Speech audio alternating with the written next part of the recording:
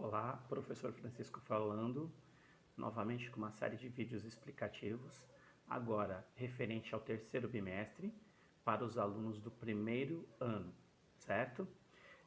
A gente vai começar aí com a primeira interpretação do terceiro bimestre, que trata a questão da estrutura da Terra, que seria referente ao quinto capítulo, tá certo?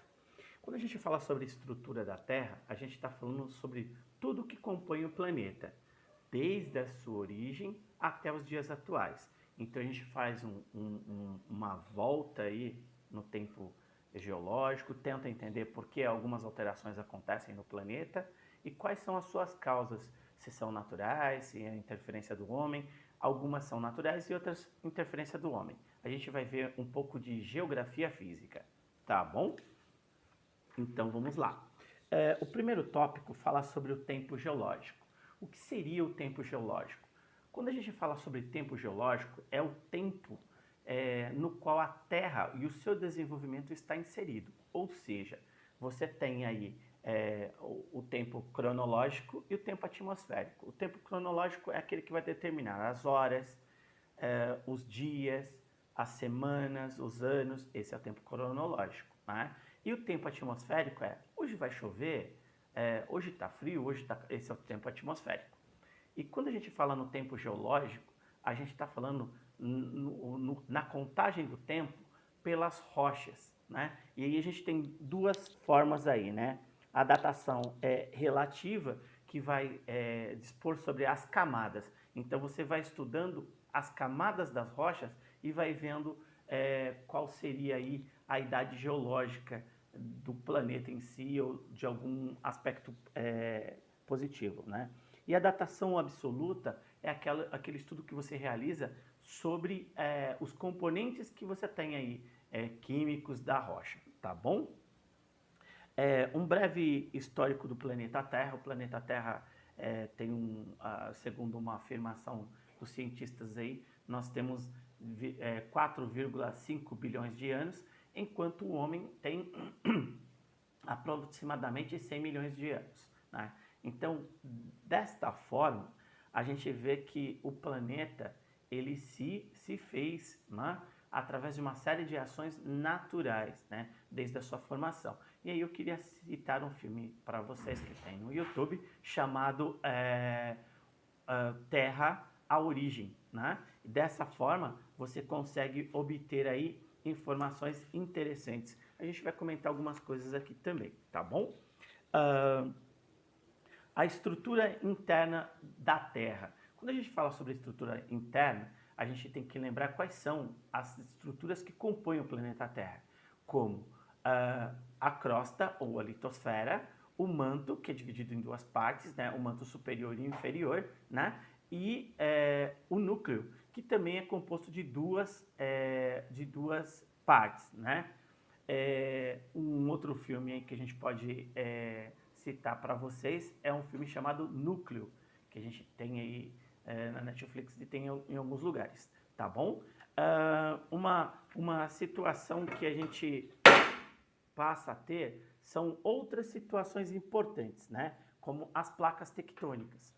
O que vem a ser as placas tectônicas? O planeta Terra ele não é homogêneo, ou seja, ele não é igual, ele tem as suas diferenças, as suas particularidades. Dentre delas, nós temos a litosfera, a crosta, ela é fragmentada. Cada pedaço desse é reconhecido como placa tectônica, tá? E nós temos uma série de placas aí, né? Tem teorias que são 8 principais e 8 secundárias, e nós vamos entender como essas placas elas estão em cima do manto, que não é algo sólido. A única parte sólida do planeta, acredita-se que o núcleo tem uma parte sólida e uma parte líquida, né? Mas a parte mais sólida do planeta é a crosta, que tem aí uma variação de 50 a 150, alguns teóricos dizem que é de 100 a 200 quilômetros de espessura, tá bom? E nesse filme O Núcleo, aí os cientistas fazem uma viagem, e aí vai, tá bom? É importante dizer também que a crosta ela está em cima do manto. O manto não seria sólido, seria algo pastoso, semelhante ao que a gente entende como graxa, mas não é bem isso. Mas só para vocês terem uma referência. Então vocês imaginem que você tem algo fixo, duro, né? Que é a crosta em cima de algo que não é. Então acaba movimentando. Imagine se você pegasse um quebra-cabeça e colocasse em cima de uma gelatina. E ao movimentar a gelatina, esse quebra-cabeça vai começar a desmontar. É mais ou menos essa ideia que acontece aí no movimento tectônico do planeta Terra. Tá bom? Um outro tópico é os modelos modelando a Terra, né? A modelação terrestre. O que vem a ser a modelação? São as modificações que ocorrem no planeta, né? Então, elas são involuntárias. O próprio planeta, né? Eu tive um professor na faculdade que ele falava assim, a mariposa pousa em uma árvore sem identificar que a árvore tem vida.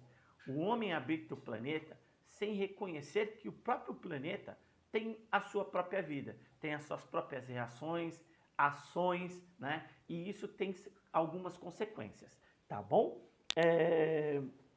Então, nós temos algumas forças que vão falar aí sobre a questão da modelação, né? Podem ser aí forças endógenas, né? Exogenosas também, né? E geomorfológicas, né? Então, essas forças são de separação, né?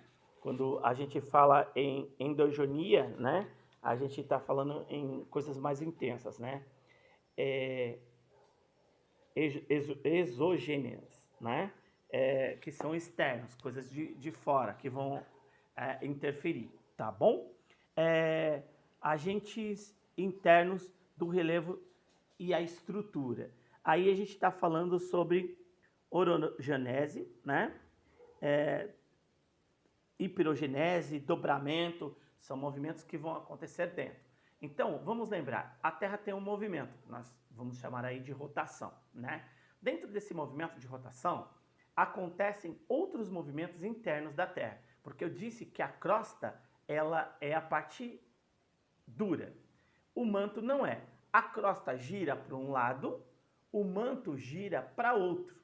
E necessariamente ele não vai ficar complementando o mesmo movimento, ele vai ter movimentos adversos. E esses movimentos é que vão acabar interferindo no que acontece na litosfera, na crosta e internamente no planeta também, né? No filme O Núcleo, o homem acaba parando o núcleo de rodar. Se isso acontecer, nós temos as ondas eletromagnéticas da Terra, que também nos protegem contra os raios solares. Se a gente tivesse hoje o núcleo parando, nós, em pouco tempo, nós teríamos um buraco nessa proteção, nesse escudo, né, que é o campo eletromagnético da Terra. Com isso, o planeta sofreria com os raios solares, ou seja, nós seríamos queimados, tá? Então, isso é uma situação que, se a gente não preservar o ambiente, a gente pode ter, porque o ozônio é uma outra barreira que nós temos que nos protege, tá bom? Agentes externos, ou seja, agentes de fora. Então, nós temos aí a questão do relevo, né? E a escultura, né? Ou seja, o relevo ele é esculpido, né? Pelo vento, pela água, pelo famoso intemperismo que vai acabar agindo aí, tá? Então, eu poderia fazer uma pergunta para vocês. Por que, então, essas ações, o magma sai e nós temos aí as erupções vulcânicas que a gente vai falar depois, por que a Terra não aumenta de tamanho? Ela não aumenta de tamanho por conta da erosão, o desgaste que o relevo acaba tendo, tá bom? E esse desgaste ele é fundamental. É o que forma, por exemplo, o nosso solo. O que é o solo? O solo nada mais é do que o desgaste do nosso relevo. Por exemplo, você está limpando a sua casa, agora na pandemia ela está limpinha, né? Mas você passa o dedo, né? Você passa o dedo na superfície da mesa, tal, tem pó. O que é o pó? Ele é o desgaste de toda a estrutura que tem aqui, não só dentro da sua casa, como fora da sua casa, tá bom? As rochas, né? Nós temos basicamente 3 tipos de rocha, né? Nós temos as rochas magmáticas, que são formadas pelo endurecimento do magma. Magma, enquanto está dentro da estrutura da Terra, quando ele ganha a superfície do planeta, ele é chamado de lava vulcânica, tá? E aí, ao se enrijecer, nós vamos ter então o primeiro tipo de rocha, né? Depois nós temos as sedimentares, né? A rocha sedimentar, ela vai ser feita por componentes de outras rochas, então vai ter um processo de desgaste da rocha magmática e vai ter uma sedimentação através de calor e pressão. Aí nós vamos ter a formação da rocha sedimentar. E nós temos a rocha metamórfica, que nada mais é do que a metamorfose, a modificação tanto da rocha magmática quanto da rocha sedimentar. E aí se forma a terceira rocha, né? E todas essas rochas, elas têm um grau de importância muito grande, principalmente para a nossa vida, né? O ferro, o níquel, né? Nós usamos rochas para compor tudo que nos cerca, como o vidro, né? Uma série de utensílios dentro da nossa casa é desenvolvida a partir dessa rocha, do beneficiamento que essa rocha vai trazer para a gente, né? O que é beneficiar? É você modificar, você tritura ela, primeiro você explode, depois você tritura, lava ela e você derrete para formar, por exemplo, o ferro, o aço, né? O aço nada mais é do que a mistura entre o ferro e o manganês, né? Então essa parte da geografia física, ela é bem interessante e é onde a gente vê nitidamente a aplicação desses elementos, né, no nosso cotidiano. Na tinta que vai na parede, né, nós temos também componentes de rochas, até alguns orgânicos e inorgânicos também, né, como o petróleo, por exemplo, né, componentes do petróleo, que lembrando que o hidrocarboneto, que é o nome do petróleo científico, ele é de origem orgânica, tá bom?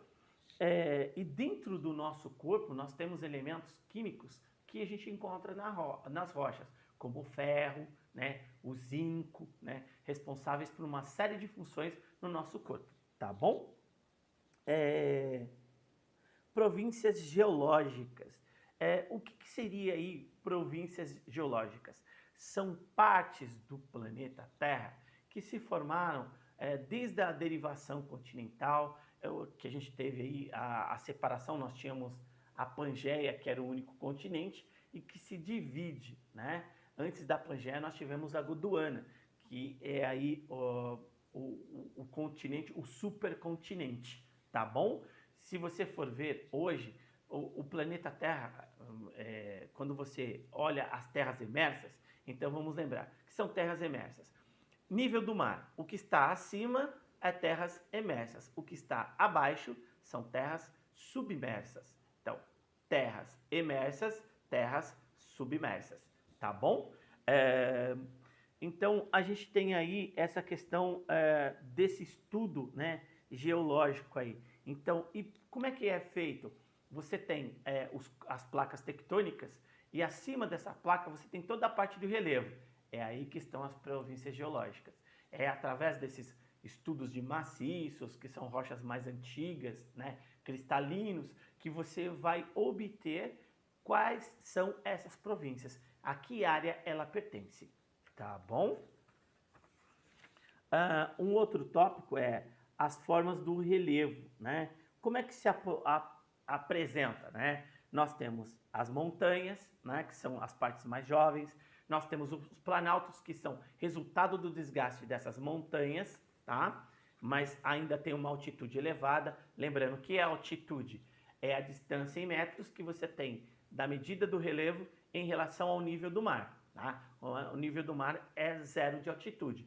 A partir do momento que vai subindo a montanha, você vai tendo um aumento nessa altitude em metros, tá bom? A gente sente muito isso, nós brasileiros, né? E podemos compreender melhor com a Libertadores da América. Quanto mais alto, maior é a altitude. Menos oxigênio você tem para respirar, mais dificuldade e aí vai, tá bom? Nós temos as planícies, que são o desgaste do relevo quase que no nível do mar, até 200 metros do nível do mar você tem a planície, tá? As depressões, que são as partes que podem ir até para baixo do nível do mar, né? Por exemplo, nós temos o Pantanal no nosso país, que ele está no nível do mar e abaixo do nível do mar. Não é considerado simplesmente uma depressão qualquer, né? Ele tem todo um detalhe importante aí, tá bom? A gente tem características de depressão, mas aí a gente ia se alongar muito, tá bom? Isso vocês podem pesquisar na internet, tá? Solo e rochas desagregadas, né? O que vem a ser aí desagregação? É quando a rocha acaba se dividindo, tá? E solo? Solo eu já falei anteriormente. Solo nada mais é do que o desgaste do relevo, né? É isso que passa a ser. Tudo bem? E dessa forma a gente termina aí o 5º capítulo em nosso primeiro vídeo de explicação para o terceiro bimestre para os alunos do primeiro ano. Até mais!